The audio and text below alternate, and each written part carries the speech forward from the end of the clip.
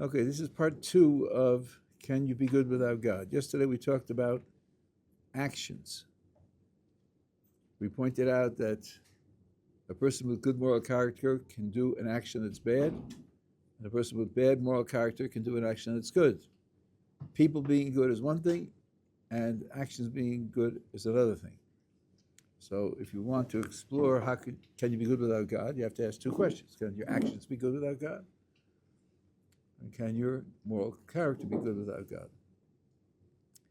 And the point we made yesterday is that the goodness or badness of an action depends in part on the circumstances under which the action is performed, which also heavily determines the consequences of the action. And a person may not know the circumstances, and he may not be at fault for not knowing. Maybe nobody knows. And with all the best intentions and with all good moral character, will do things that are really bad because the circumstances are circumstances under which it's a bad thing to do. That's a general fact about morality. And I gave examples of that. The existence of a creator who brought the world into existence and maintains its existence and manages it is a fact. And given that it's a fact, it's part of the background for every action that takes place. And it will be part of what determines whether the action is good or bad. So, if there is a creator who creates and maintains and manages the universe, and a person doesn't take that into account when he makes his decisions, many of his decisions will be bad because that fact makes them bad, and he's not taking it into account. And the moral of the story is, since you can see logically that that fact would be a strong element in determining whether an action is good or bad, if you want to perform good actions, you should at least ascertain for yourself whether there is a creator who's managing the universe, because if there is, that will change a lot of your decisions, because it will determine the goodness and badness of your actions in a way that you might not have anticipated. That was the basic point of yesterday's show. Any questions about that have arisen in the last 23 hours? You finished up with one question at the very end. Everybody's on board? On that part, yeah. We have the question at the end, just in terms of Rabbi talking about should we give $10 to everybody? That's like the next. Oh, that's okay. That's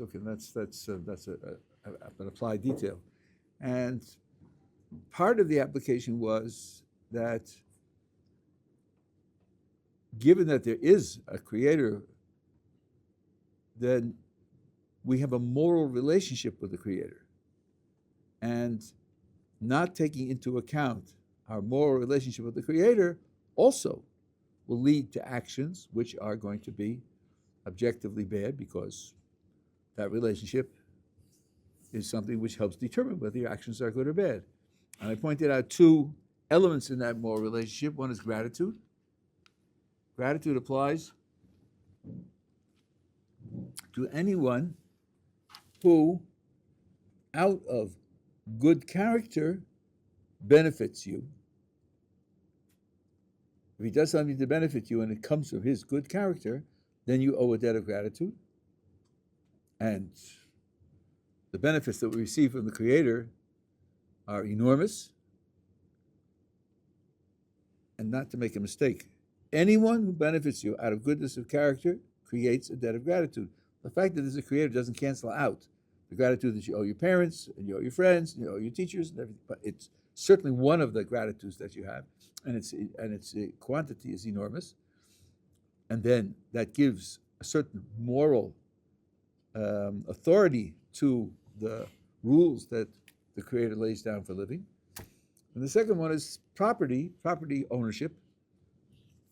I didn't argue this yesterday, but if somebody's worried about it, I can do that. That our property ownership is a natural moral condition. And when you own something, that sets certain authority over how it should be used. and therefore when the Creator gives rules as to how His world should be used, they have certain moral authority. And if one doesn't take those moral relationships and others like them into account in making decisions, then a lot of his actions are going to be bad actions. So can your actions be good without God? If there is a God, and if He is the Creator and manager of the universe, and He acts out of moral perfection, and you don't take that into account, a lot of your actions are going to be bad. That's the answer to the first half of the question. We're together. Okay, so now, today we want to talk about moral character. Can you have good moral character without God? Now, I'm asking the question in terms of secular moral concepts. I'm not going to run the route that without God there's no morality. I don't think that's true, but it's a long and complicated story. Talking now about what people would regard as good moral character. Good moral character includes at least the following. A person should be committed to do the right thing, and he should be committed to do the right thing for the right reason. Because a person can be committed to do the right thing, but if it isn't for the right reason, it doesn't express good moral character. Let's say someone who's committed not to steal. The reason he's committed not to steal is because he's been told and he believes that the secret police are everywhere, and if you steal, they chop off your hands. That's what he believes, and he's not interested in that outcome. So he doesn't steal. That's not good moral character. He's just interested in his own welfare, and he's afraid. Good moral character is to be committed not to steal because stealing is wrong. And the question now is whether a person can have good moral character without having God as part of his life. You have a question? So, with that example of being afraid to steal because secret police might come and get you, what specifically is flawed about that kind of belief? Because we have, some people don't do bad things out of fear that they will be punished, whether by the law or maybe more properly by God Himself. So I didn't say there was anything wrong with it. I just said that it doesn't express good moral character. The person who does the right thing because he's afraid, his behavior is good behavior. That's not something which can't be denied. Now you're right. The Creator does offer a reward and threaten punishment for good and bad behavior. A person who does what the Creator wants out of the knowledge that he's got a lot at stake because of the way the Creator set up the world, that's not zero. You're taking what Baruch Hu communicated, you're taking it seriously, you believe it, and you apply it in a practical sense. That's not zero. That is a religious act. It's just not morally mature. You get credit for that. If you serve God on that basis, you get credit for what you do. But it's a little bit like helping your Father who loves you and whom you love on the grounds that He'll increase your allowance. If a person did that, I think we would regard him as emotionally and morally crippled. Why isn't it the fact that He's your Father and He's invested so much in you and has shown you care and love and support? Why isn't that at least part of your reason for wanting to help Him? If that isn't there, then something very childish about your moral development. Good moral character is doing the right thing, the good thing, the appropriate thing, because it is good, right, and appropriate. Not to exclude doing it for other reasons as well, but this has to be on board. If this isn't on board, then he only does it because out of fear, then that's not good moral character. Now, I think the right answer to the question is it possible to have good moral character without God? I think the answer is yes. But I think it's rare and very difficult to achieve. And the reason for that is that moral character, to a certain extent, can be trained, it can be taught, it can be inspired, and that leads to moral development. And if your culture emphasizes this, if the stories that children read are stories about moral heroes, if the ethical literature is plentiful and people read it regularly, if there are holidays that celebrate taking responsibility for your actions and improving them, if there are strategies and discussions of how to improve the moral performance of the community as a whole, the moral performance of certain individuals in the community, then that's going to have an effect on the development of moral character of the citizens of that culture. And if there isn't that kind of emphasis in the culture, then the moral development is going to be less. Now, there are certain people for whom these ideas are poison. I'm not going to go into, you can probably figure out which political group I mean, and I'm not going to go into the psychology of it. I'm not a psychologist. But I do want to point out that there's a certain commitment, even from those people, which implies that this has got to be true, whether they like it or not. Because these people are very busy excusing bad moral behavior on the grounds of deprived development. Development in deprived circumstances, economically deprived, culturally deprived, educationally deprived. They're very busy excusing these behaviors on the grounds that the child grew up in this kind of environmental influence. Well, if you do that, you are registering that the environment in which a child grows up has an effect on his moral development. And that being the case, I don't think you can avoid the opposite, which is that if the environment in which he grows up supports and reinforces and rewards moral development, that will have an effect on his general moral performance, moral development. I was present at a Shabbaton in New York, and at the end of the Shabbaton, there was a panel discussion, and we took questions from the participants. And one woman got up and said, "My daughter became religious, and I'm happy. I support her. We bought kosher dishes, and we help her keep Shabbos. We're happy that she's doing this. She's on this journey, and we want to support her and encourage her. But there's one thing that disturbs me. She thinks that she and her fellow committed Jews are better people than other people." And that bothers me. I don't agree to that. I think it's bad for a group to think of itself that way. She was very critical of that thought in her daughter's mind. There were 5 participants in the panel, and I was the 5th. And my 4 colleagues were very busy excusing, criticizing the daughter and supporting the mother and saying, no, of course not, she shouldn't. She must have misunderstood what she was taught because we don't say such things, we don't believe such things, so forth and so on. And I was sitting there. I think steam was coming out from under my yarmulke. From panelists? Yeah. I'm not mentioning any names, but they were definitely from panelists.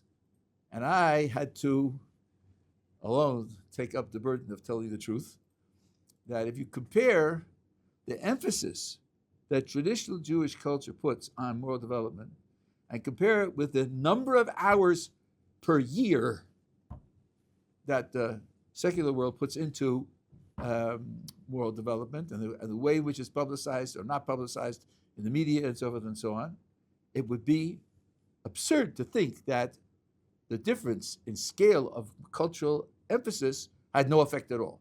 It was just completely random, and people's development was not at all supported or retarded by the culture of which they come. You know very well there's the myth of value-free education, because in a democratic society you can't take sides in cultural differences. So they tell you that the public schools have to be value-free, value-neutral, Of course, that's nonsense because there are values built into education. So it's value free, so I can cheat on the test. I can copy somebody else's thing for the test. I can have my papers written by Grok 4 or by Claude because there are no values. I can interrupt people in class because there are no values. Of course not. Of course not. There are educational values. But then, if the only values you teach in school are educational values, you send a message. These are values, and we're going to enforce them as best we can. And the rest is freedom. Do as you please. Parents are afraid to teach values because they're afraid of their children altogether, which is a gigantic tragedy for the children.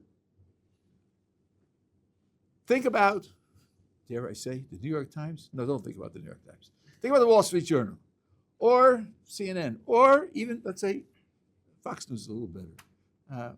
How many stories are about good people, people who did good things, people who did things that were self-sacrificing and improved someone's life? I'd say about zero. The villain stories are all about your political opponents. Yeah, there's story about murders also. That's in the back page. But Trump said this, and he's a fascist. That gets front page. That's your moral teaching. I remember, this goes back about 40 years. There was a girls' debating team in Chicago, high school debating team, and they won the statewide honors. And then it turned out in the end that they had access to the questions beforehand. Somebody had stolen the questions and given it to them. Of course, they were deprived of the title. And they interviewed them in the press. The only emotion they had was, too bad we got caught. Too bad we got caught. Not one admitted guilt. Not one felt that there was something wrong with what they did. Listen, you have to get ahead in life. If you can steal the questions, why not? Now, this was in a major newspaper. Nobody wrote in, let us the editor, how terrible, and what's wrong with this. No, everybody took it for granted. Of course, you do what you need to do to get ahead. Moral heroes, is Hollywood? Well, of course. What they pretend is morality is in there, but kindness, justice, so on and so on. I don't mean social justice, which is prejudicial for your politics. It used to be more popular when I was a kid. The Hollywood products were more popular, but today it's almost non-existence. Discussions of guilt and making amends and self-development, developing virtues. I remember looking in a bookstore in the self-help columns. Where do you have in the self-help literature books about becoming better? And there are. Become better and save your marriage. Become better and inspire more trust in your product. Become better and improve your health. But none of it is become better because you need to be better, because morally you should be better. It's just a non-subject. So the American society, to a very great extent, and it didn't always used to be that way. There used to be an ancient curriculum of ancient literature where the ancient literature raised real moral problems. And as a student, you had to wrestle with them. Antigone, whose father is the king, whose brother is the prince, and there's a battle between the two of them, and her loyalties are split, and she doesn't know which way to go. That's a real moral dilemma. So you read Antigone, you discuss it in class, and you think, how do you deal with such a situation of double loyalty and a clash in your own loyalties? That's good to think about, but you don't think about that. So contrast that with, let's say, traditional Jewish society, where 3 times a day you examine what your behavior and you admit failure for the things that you've done wrong, and you have 10 days of the year which are dedicated to that subject in great detail and great emphasis, and you have fast days during the year for national failures, and you have endless stories about moral heroes. So there's no question that you should expect better moral development, more development of character in a culture like the culture that we have than in the general secular culture. So I think that the answer to whether you can have good moral character without God is yes, you can, but it's very difficult and it's going to be very rare. Yeah. Rabbi, I have a question. So, how can we necessarily say that you can have good moral character without God, right? Let me follow this up. I guess. Notice I didn't use the word necessarily, and you did. I didn't say anything was necessary. I said you're better here than there. We'll have more than they have. I didn't say anything about necessarily. How can we have it at all? How can you have any good moral character? I don't get you. Okay, so after the flood, right? Noah created the 7 Noahide laws, or Noahide categories, right? And then I think we can go on to assume that he taught them to his children, and his children probably taught them to their children, and to some degree, the idea of morality made its way throughout the nations as they developed, right? So there was always sort of like a seed of, God's morality there. So, if God is the progenitor of morality as we know it, then how can we claim that we can separate God from morality? I made that as a 3-second remark. I didn't make that the subject of my discussion, whether you can separate God from morality or not. It's really a difficult, deep issue, and it's a separate issue.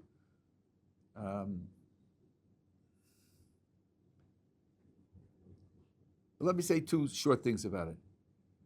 You say that God introduced morality into the world. I think it's right. And by the way, Noah didn't make up the Noahide laws. God communicated them to Noah, and he communicated them to the world. But let me ask a question which is not often discussed in this context. So God said so. Why does that make it right morally? Why is it that when God says to do something, it makes it right morally or good morally, and when God prohibits something, it makes it wrong morally? What about God guarantees that when he says to do it, that makes it right, and when he prohibits it, that makes it wrong? What quality does God have which enables that conclusion to be drawn? Yeah. So I don't think it's about necessarily a quality. It's just the idea of if you follow our God, the one and only, the whole idea is that you're supposed to fear God. By fear, they mean respect God. So if a father tells his son something, they're not supposed to question it. They're supposed to do it with their greatest might. Obviously, there's a spectrum, and there's black and white, right? It could be something bad, but as a Jew, we're to follow Hashem and the word of Hashem, which was passed down to Moshe, then to us, and so on. Well, yes, but suppose I told you you should do something because George said so. I'm not doing that. George is not Hold on, Hashem. Rabbi. Yeah, exactly. Isn't Suppose someone told you you should do something because George said so.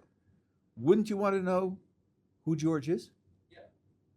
And wouldn't make it a difference who George is? Of course. Suppose what he is supposed to do is a certain regimen that's supposed to be good for your health. Well, what would you want to know about George to feel that you really should do what George said to do? His credentials. Well, you'd want to know his credentials, yes. Past accomplishments. You'd like to know his expertise. Is that all you'd like to know? How about his benevolence? Mengele was also a doctor. He also had credentials. And he was evil. Yeah. Wouldn't you want to know the morality of George before you followed his instructions? Yes. Aren't these things which are necessary to have in the background to take the instructions seriously?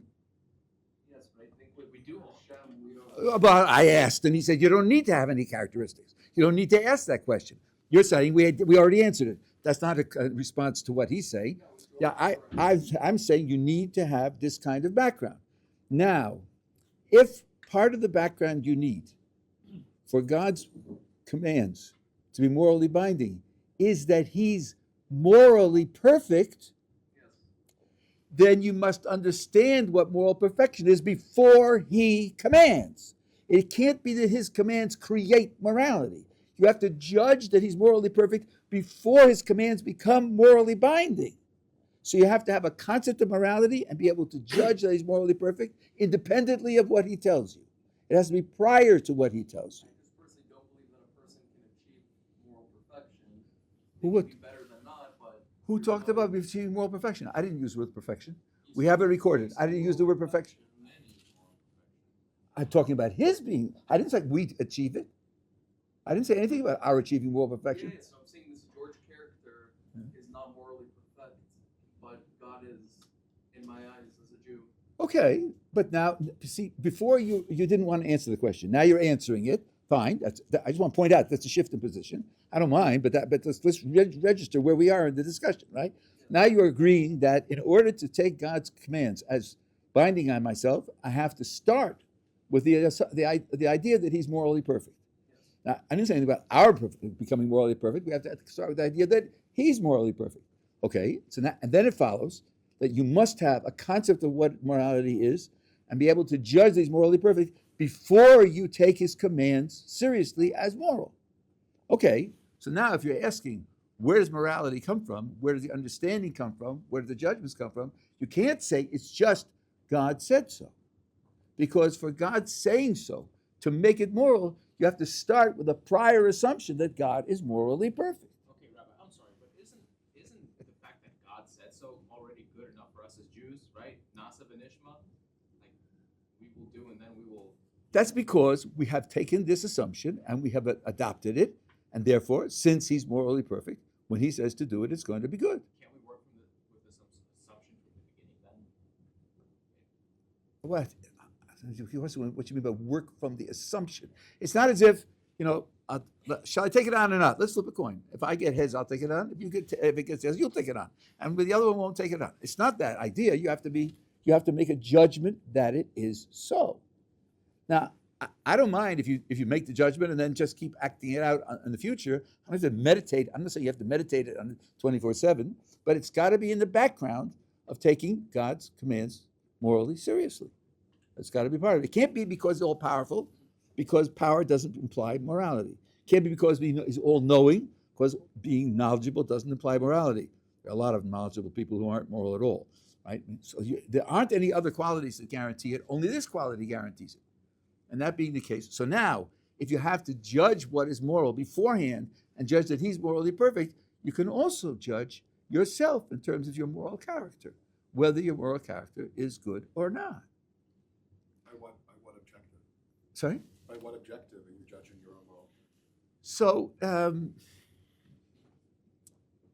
let me point out, you see, there's a certain sensitivity you have to have for questions. In other words, suppose I don't answer. What conclusion do you draw? That the picture is wrong? Not necessarily.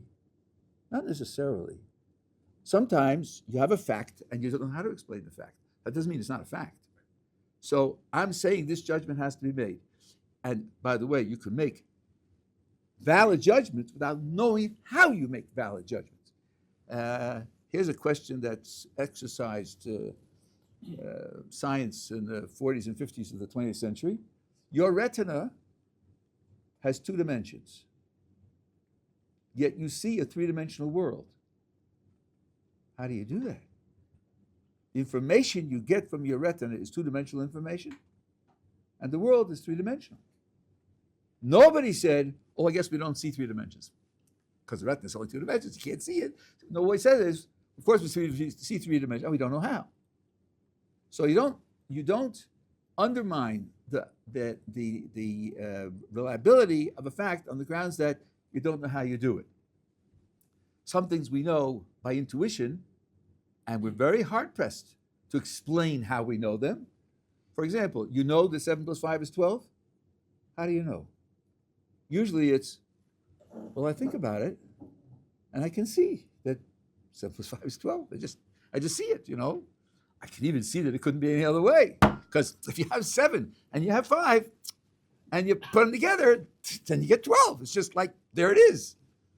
Okay, that's not a good explanation. It's just, but it's correct. You can just see that it's so, and that's enough. So I think that's like for extra credit. I guess what I'm asking is, how much of the morality that I There's times, morality, of course, at this stage of my life is also influenced by things I've learned from my Rabbi and my teachers, things I've learned from the Torah. But if I've been raised by wolves, I've been raised in a desert island without my parents and grandparents to show me what was morally correct or not. Would I judge things to be as moral that I now judge now? If you were raised by wolves, you'd have been dead at the age of 6 months. But there's too much in the hypothetical there. That's blank. I'm raised. I don't know. I raised myself. Who knows? I was raised.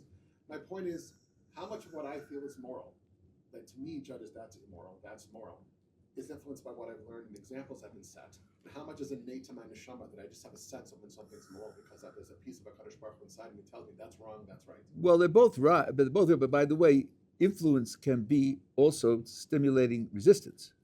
That's also an influence. Right. It isn't as if you just follow.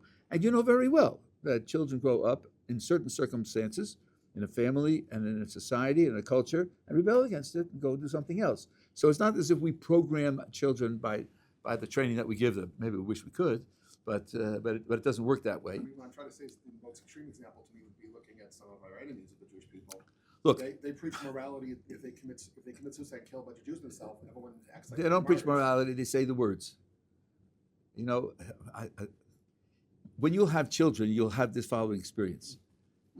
Child A is hitting child B. He's 4 years old. And you say, why are you hitting him? You know what's going on in his mind? What sounds can I say to get out of this? What sounds? Oh, I know some sounds. He hit me first. Those sounds, they usually work. When I say those sounds, I don't get punished. So that's what. Did he hit you first? What are you talking about? These are the sounds you say in order not to get hit. I'm saying sounds to achieve a purpose. What difference does it make? What difference does it make whether he hit me first or not? I'm getting out of the problem. There are adults who talk that way also. That's not morality. That's just saying the words, that we're in conflict with some of them today and see some of the pronouncements. It's like beyond belief. One of the announcements that the Iranians made is that we have destroyed Tel Aviv and Haifa. No one can live there. They're uninhabitable. I mean, how could you say that and live on the same planet? You can, because those are the sounds that create loyalty in a certain group of people and are impressive to a certain group of people. And 2 months before the Houthis gave up, they said, America will cry blood. 6 weeks later, they gave up. Does anybody remember they said they'll cry blood? They say it because the sounds are sounds which get a certain reaction. There's nothing to do. But I'll tell you this. People often classify behavior into two categories. There's instinctive behavior and learned behavior. That leaves out a very important middle group. There's a group of behavior which is triggered but not learned. The one who made this very famous was Noam Chomsky in his understanding of how language is learned. But there are other examples as well. Certain types of birds, if you hatch them in a laboratory, and then when they're able to function independently, you release them, will not build nests next year. If they're hatched in the nest, they will build nests next year. Now, if they're hatched in the nest, they never saw it built. They didn't learn how to build it. But something about being hatched in the nest triggers a certain development in the brain, which enables nest building the following year. And without that, you don't have it. A terrible experiment that was done. They took 2 newborn kittens. Newborn kittens are blind. And they put each one in a kind of basket. One was in a basket with 4 legs on the floor and attached to a rope. The rope went up to a bar which could swivel. And then on the other end of the bar, there was another rope which went halfway down. And the other kitten was in a basket suspended above the floor. So that whenever the kitten on the floor moved, the one in the basket also moved. And they were in a cylindrical environment with random colors on the surfaces. And the result of the experiment was that the one on the floor developed sight, and the one in the basket did not develop sight. Now, every motion was equal, because when the one on the floor moved, the other one moved also. But sight required coordinating the feelings in the limbs with the visual input, and because the one in the basket had no feelings in the limbs. So vision is triggered by those. It's not learning how to see. Chomsky says that's how you learn language. The amount of exposure you have to language is so minimal, You couldn't learn a language with its infinite capacity from just the exposure that you have. It must be that the brain is prepared with certain innate categories, and when you hear language spoken, then it triggers those innate categories. For example, they have children of immigrants to another country where the language that they hear is only very, very fragmented, and the children fill in the rest of the grammar on their own, because the way a grammar ought to work is already pre-programmed in the brain, so it's something that's triggered. Now, I think here, the Gemara talks about this. The Gemara actually talks about this 1,500 years ago. It says that if the Torah had not been given, we would have learned privacy from cats. You don't see cats perform private functions. Other animals you do, cats you don't. So now, and you would learn industry from the ant. Ants are always busy. They're always busy and they're always working, right? So the clever person says, why wouldn't they have learned sloth from the sloth? A sloth sleeps 16 hours a day and eats, the wood from the trees for a few hours a day. Why wouldn't they have learned a lack of privacy from the animals that don't? It means that you're pre-programmed to respond to certain stimuli and not other stimuli. And that's how it develops. And morality, I think, is something like that. When you undergo certain types of interactions, you are pre-programmed to be impressed by those and not by others. People develop models for themselves. What kind of person would I like to be? Those models are often developed by reading. Well, when you read about a wide variety of things, and you read about the lives of a wide variety of people, and only certain people strike you that way. Other people are bland, so other people are repulsive. That's how you respond to this input and how you're affected by the input. So it's not instinctual on the one hand, and it's not, strictly speaking, learned on the other hand. It's triggered. When you put that in, the Rambam writes like this. When you put that into your conception, it becomes much more subtle and much more realistic and much more complicated to understand. Yeah. So I have a question, but before I ask my question, I have another question that precedes that question because I want to first establish that I've understood you correctly and I don't want to misquote you. Okay. So from my understanding, before you're taking up questions, you said that yesterday you said a person can do good actions without God, and today you said a guy can have good character without God as well, except it's much less likely they'll have good actions without God, and it's less likely they may better their character to become good character without God. No, I didn't say it that way. I made a distinction between the two cases. In the case of a person who doesn't take God into account, if there is a God who's running the world, it's guaranteed that many of his actions will be bad. Guaranteed. It's guaranteed because he's not taking into account a key fact which determines which actions are good and which actions are bad. So it's guaranteed. In the case of good character, it's not guaranteed that everyone who doesn't take God into account is going to have bad moral character. He could have good moral character. It's just harder and much less prevalent. They're not the same. Okay. So in summary, it's guaranteed you'll make many bad actions without God, but it's not guaranteed you'll have bad character, but it's less likely that you'll be able to attain good character. That's right. So let's say an individual who follows God and has an interest in humanity and in society and wants to make it more moral and better. Why should he or why shouldn't he take it upon himself to advocate the ways of God on other people? Well, let's go back to the examples of moral relationship with God that we have. Everyone has a gigantic debt of gratitude to God. Some people realize this and some people don't, but it's true for everybody. So if I want to make the world a better place, that is to say, I want to make it more moral, if I don't instruct people that there is a God and you owe him a gigantic debt of gratitude, then that whole area of their behavior isn't going to be improved. So of course I have to do that to make the world a better place, because that's a key area where the world is failing morally. The same with the other aspects of God's relationship to the world. Yeah. Yeah. Okay. Everybody's happy. So that being the case, another reason to draw the final conclusion, which was that if you don't explore whether or not there is a creator who's managing the world and has rules for how you should live in it, you're taking a gigantic chance. Taking a gigantic chance. The final thing that I know of that people raise here is, well, you've been contrasting traditional Judaism with secular society. But aren't there other religions which also teach morality, which also inspire morality, and try to work on moral development? And the answer is, of course, there are. And will they have a better score on producing moral character than the secular society? Yes, they will. As long as it is a cultural matter, to the extent that it's a cultural matter, indeed, that is what's going to happen. The only question is whether the morality that they're preaching and developing is in fact correct. So, well, okay, that's right. That's in itself a chief issue.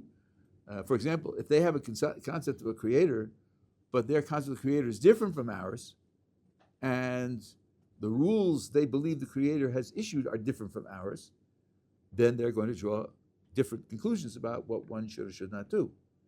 And then it'll be to the benefit of the world if they will hear the truth about these matters rather than living in terms of falsehoods about these matters. That's definitely so, yeah. So, kind of getting into splitting God from morality, but if a person indeed is in the Torah, sits here, goes to shir, learns all the concepts, he integrates those concepts into his life because they make sense and they seem rational, but he doesn't do it because he believes there's a God. Would Rabbi have the same concerns about where he would get with his moral character, his actions, if the person in practice does everything he's supposed to do without believing in God? Well, of course, believing in God is one of the things he's supposed to do, right? It's not free. It's not free. It's not 100%, but does it get to 99%? It's very tricky. The Gemara has a discussion about doing a mitzvah. Must you have intent? That's what the word kavanah means in this context. Must you have intent to perform, to fulfill a rule of the Creator in order to get credit for doing the mitzvah? And the Gemara gives an example like this. I'm practicing my Hebrew reading. And I get up early in the morning and I open up 5 books of Moses arbitrarily to a page and I read, just, to train myself in Hebrew reading. It just so happens I open up to the page where the Shema is written. And I'm reading Shema, Yisrael, etc., etc. Then I look at the clock and say, hey, look at that. I read the Shema. And it's the time period of the mitzvah of reading the Shema. 1 down. Got it. And the Gemara's answer is, no, you don't got it, because you didn't do it with the intention of fulfilling the commandment that God put forward for you. You have to intend that what you do satisfy God's command. Not just a question of doing it, but you must have that intention. Otherwise, you haven't done it. So if, from our point of view, an ideal moral life requires doing mitzvos, then a person who doesn't believe in God isn't going to have it. Meaning that an ideal moral life, part of the ideal of the morality is to live in terms of a conscious relationship to the Creator. Now, again, like I said yesterday, it might not be his fault that he's missing this, but he's missing it. And ideal morality isn't there if you don't do it. I follow up. So we did that Gemara and brought those with Rabbi Schiller. So, and it's not to harp on the source, but you could say that in that example, it's talking about a person who is literally like he's going to check the letters of the Torah or whatever. His point is he's not doing it with any intention to better himself. He's just doing it with the intention of solely, mindlessly kind of looking at something. But if someone does it with the intention that I'm reading the Shema because I want to better myself, and I think that there are, there's a lot of wisdom and insight and depth in what's in the Shema there, and maybe God is a metaphor for enlightenment and whatever it is, replacing God with something else, but he is doing it for the intention to better himself. is that something that can still lead the person to develop a very, very high level of moral character compared to a Jew who's doing it solely for the sake of God? No, because a key element in the morality of Judaism, and in general morality, is recognizing your moral relationships and your moral obligations. What would he say to a person who said, "Yeah, but I'm not into that. I'm into scuba diving and organic food"? He says, "Listen, you're leading your life. I'm leading my life. This is how I've chosen to behave in order to better myself, and you're leading your life. I have no objections to you." That's not recognition of an obligation. Christianity be better? Would adopting a religion that has God but not the Torah be better than a person not believing God but adopting Jewish thought? If it's not tripartite Christianity, which is polytheism, according to some. I mean, I'm not an expert, and I don't claim to be. I don't want to be an expert in Christianity. But if there's a single God, and He told you what to do, and you have certain beliefs about God that aren't correct, well, we all have certain beliefs, God, that aren't correct. We're all people don't have perfect beliefs about anything. So the fact that you have certain beliefs that aren't correct wouldn't disqualify. Depends on how incorrect they are. If you think that He was a flesh and blood person, that's pretty incorrect. That's pretty off the bat, and that's something which would disqualify. But if you don't think that, and a large part of Christianity doesn't think that, if you don't think that, then it could very well be better than a person who does it just for self-improvement.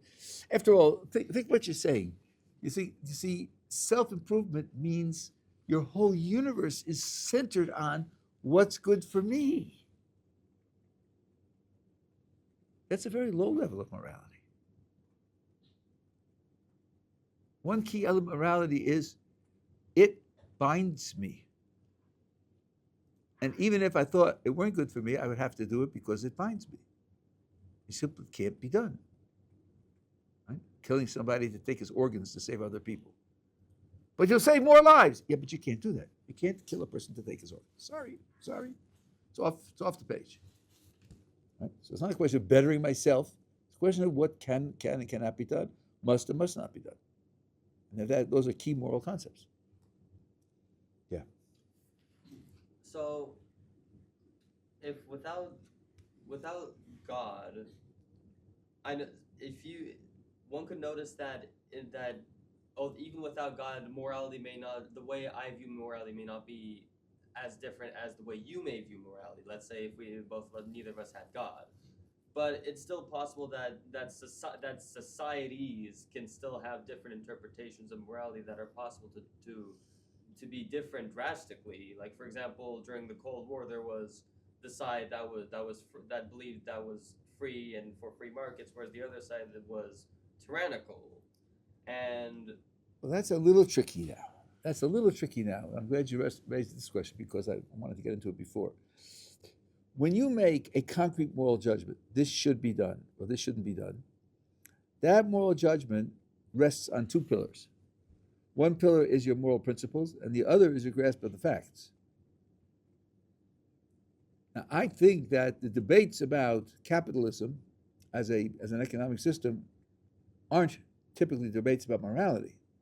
They're debates about what are the consequences of a capitalistic system. Does it lead to self-reliance or does it lead to vicious oppression? What are the actual consequences? It's a matter of fact that they're disagreeing about, and those matters of fact will then determine what kind of moral judgments you make. But that's not a disagreement about morality. It's very difficult to pin down real differences in morality. There was a time when it was fashionable to think that different societies and different cultures had different morality. That was fashionable, and it was a cultural phenomenon, and it played a political role. And Margaret Mead was a big deal in that effort. And then in the 80s and 90s, she was exposed to be a fraud, and the pendulum swung to the other end, and they started talking about cultural universals instead of cultural variations. A guy named Williams had 4 pages of single-spaced, double-column elements of things that are culturally universal throughout the world. So this is a matter of very difficult determination. There is a story, this may be a parable that they tell in anthropology classes, or maybe it's true, that there was an Eskimo tribe where the custom was that when the parents reached a certain age, the children killed their parents. And that sounds terrible, doesn't it? But then you find out that in their belief system, after death, you go into an eternal afterlife, and you go into the eternal afterlife with the mental abilities that you have at the moment of death. And they knew that as people get older, very often their mental abilities decline. So as an act of kindness for the eternity of their parents, they kill them when their minds are fully active, so they'll have an eternity of mental acuity rather than eternity of substandard mental ability. Oh, once you hear that reasoning, then you say, well, they aren't vicious or morally primitive. On the contrary, they're kind and responsible because their vision of the facts changes the meaning of their moral judgment. So in order to judge a person's morality, I'll give you one final example, which maybe makes this in a brutal way. Did the Nazis have a different morality from let's say, contemporary America, or the America of that time? A different morality. The answer is no, they did not. And you can prove it. Because they made up a myth that Jews are evil, that Jews are strangling the economy, that Jews cost them the loss of the First World War. They made up a myth that Jews are evil. Why did they bother? Why did they bother to make up such a myth? Simply say, yeah, Jews are good, but we kill good people. You support them, but we kill them. We have a different morality. No, they wanted to kill Jews on the basis of the old morality. If they're evil and they're attacking you, subverting you, you're protecting yourself when you kill them. So that's the old morality, not a new morality. Same thing is true with the northwestern settlers in North America. When they took land from the Indians, Native Americans. So how did they justify taking land from them? Simple. They said, those creatures, 2 legs, 2 arms, and a red skin aren't human. They're savages. Oh, they're not human. Well, then you can take land from them. You can take land from animals, can't you? You can take land from non-humans. So if you change the facts, you change the moral judgment without changing moral principles at all. So that's why you have to understand, when you see people doing things differently, you can't just assume that they have different moral principles. You have to know what their view of the facts is. Okay. What did you mean by the pillar of moral principles? So, morality in a sense is like medicine. You first find out what the condition is, and then you decide what therapy to apply. In the case of morality, you have to decide what the facts are and what the alternatives are, what the consequences will be, and then you apply a moral judgment, whether it's right or wrong, good or bad, better or worse. But the moral judgment applies to a situation once you have your picture of the facts of the situation. And somebody who has a different picture of the facts of the situation, he's going to draw a different conclusion because he has different facts that he's applying his principles to. The outcome is facts first, then you apply the principles, and then you get your judgment. So if we're talking about the final product, the judgment, 2 people can differ in the judgment because they're different in the facts, and not differ in the moral judgment and moral principles at all. And it's very difficult to pin down real substantive differences in moral principles from culture to culture, from time to time. It's a difficult thing. Well, I'll just make a remark about slavery, and then I'll leave this topic. Maybe on another occasion I'll talk about whether religion, morality requires God or not. Aristotle was very much in favor of slavery. Why? So the rough argument is like this. Slavery means you don't have any self-determination. You don't have autonomy. Isn't that terrible? Wow. How can we possibly tolerate that? Well, how about for 7-year-olds? Autonomy, self-determination, making their own decisions. Why don't we allow that? Are we acting out our tyrannical instincts by reading the riot act to 7-year-olds and telling them what to do? No, because if you let them do what they'll do, they'll have lousy lives. That's why. And what about people who have handicaps?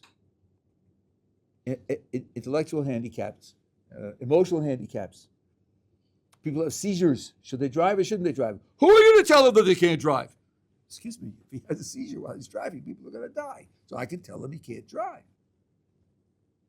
So that's simply not true that we give carte blanche, a white card of permission for everybody to do what they please. Now, I'm very vicious about this. What about the right to have an opinion on a subject? Everybody has a right to his own opinion. No, he doesn't. You have to earn the right to an opinion by knowing something about the subject. Try this on for size. You're a Nazi. You are a Nazi. I said so. So you say, what are you talking about? You're taking my, are you crazy? Well, that's my opinion, and I have a right to my opinion. No, I don't. If I don't know you, and I have no information about you, I don't have the right to opinion that you're a Nazi. That's nuts. You have to earn the right to an opinion. So yes, so now the question would be this. If we find that these people are controlling the lives of those people, what will be the consequences of not controlling them? Will it be better for them or worse for them? How much better? How much worse? The Greek idea was, this person, if he's not a slave to a Greek, is going to live in a non-Greek culture, which is barbaric. He's not going to have a human life.